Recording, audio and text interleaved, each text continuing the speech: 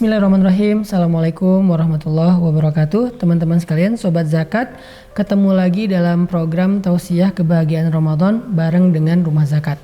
Hari ini saya mau bahas sesuatu yang kayaknya sering banget kita lihat di sosial media, di YouTube terutama oleh beberapa orang yang vlogger, yaitu masalah prank.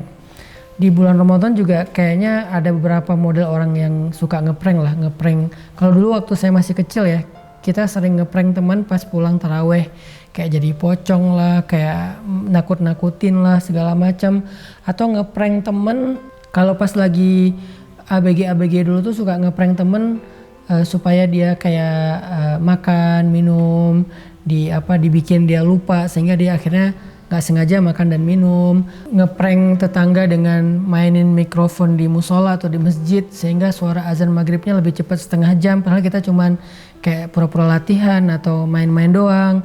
Ini yang ABG nih. Atau ngeprank pas sahur, maksudnya sengaja nggak ngebangunin temen pas sahur, banguninnya tuh pas azan subuh, kan kasihan ya. Jadi dia bangun, terutama anak kos-kosan ya, dia bangun tapi pas azan subuh, kan kasihan. Nah, kira-kira gimana nih hukumnya ngeprank di bulan Ramadan, mau itu yang hubungannya dengan ibadah ataupun sekedar ngevlog doang. Nah, saya pengen bacain kepada teman-teman beberapa hadis tentang prank. Ternyata ada juga loh hadis prank di dalam literatur Islam. Itu saking Islam itu komprehensif banget lah, menyeluruh banget.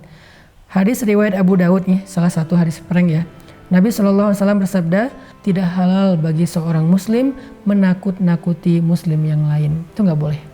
Mau jadi pocong, mau jadi kuntilanak, mau jadi tuyul, apalah segala macam, la yahil, nggak boleh. Kenapa?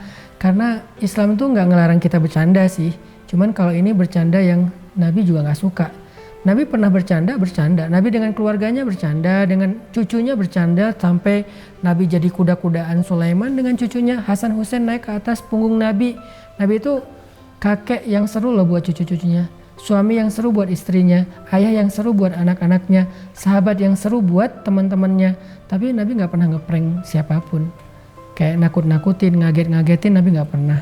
Terus juga hadis yang lain ya, riwayat Abu Daud juga, kata Nabi, nggak boleh seorang pun dari kalian mengambil barang saudaranya walaupun cuman bercanda maupun serius.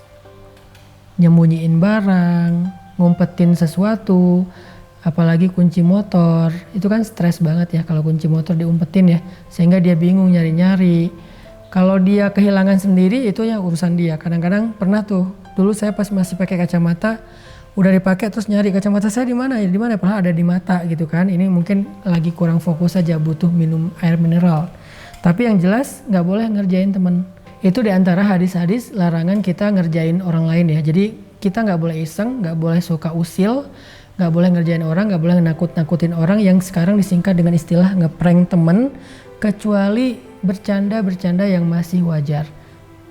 Lagi-lagi saya kasih catatan, Islam nggak ngelarang kita bercanda. Bercanda itu hal yang kadang dibutuhin, bahkan termasuk salah satu di antara perbuatan yang tidak berfaedah tapi berpahala. Apa itu? Bersenda gurau dengan keluarga. Nggak berfaedah artinya bukan sesuatu yang mendatangkan ibadah, bukan sesuatu yang mendatangkan manfaat, tetapi dia berpahala. Kenapa? Membahagiakan hati. Bahkan Nabi mengatakan amal yang paling disukai Allah itu sururun tudkhiluhu ala qalbi muslim, membahagiakan hati seorang muslim.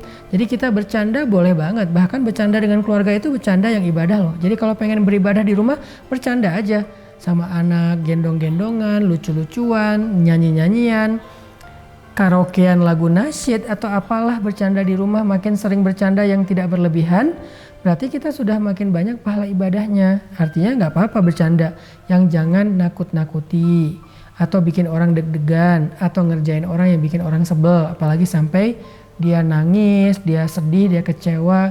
Nah, ini yang disebut dengan prank. Makanya bulan Ramadan apalagi yang sampai bisa membahayakan ibadah puasa orang lain, sebaiknya nggak usah pakai prank deh. Kita kalau mau bercanda yang lain aja, tapi tetap insya Allah saling menyemangati dalam kebaikan. Barakallahu fikum.